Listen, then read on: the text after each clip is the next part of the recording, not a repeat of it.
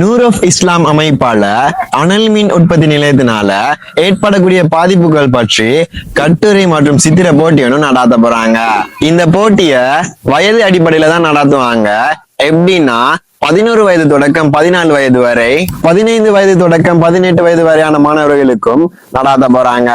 இதுல சித்திரம் வரைதல் போட்டியுடைய ரூல்ஸ் என்னன்னா, A3 கடதாசியில் வரைதல் வேண்டும். வாட்டர் கலர் இல்ல பெஸ்டல் கலர் ஏதாவது ஒண்ணு உங்களுக்கு யூஸ் பண்ணிக்க முடியும்.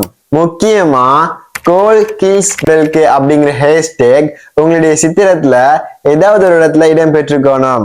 அடுத்ததா கட்டுரை போட்டியுடைய ரூல்ஸ் என்னன்னா, 11 வயது தொடக்கம் 14 வயது வரையான மாணவர்கள் 150 தொடக்கம் 200 சொற்கள்ல கட்டுரையை எழுதியிருக்கணும். 15 தொடக்கம் 18 வயது வரையான மாணவர்கள் 250 தொடக்கம் 300 சொற்கள்ல கட்டுரையை எழுதியிருக்கணும்.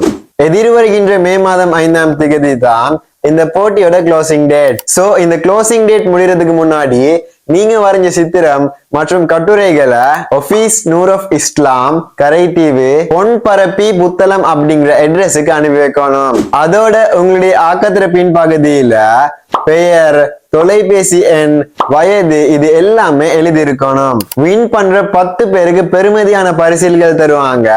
அதோட ஆறுதல் பரிசும் தருவாங்க.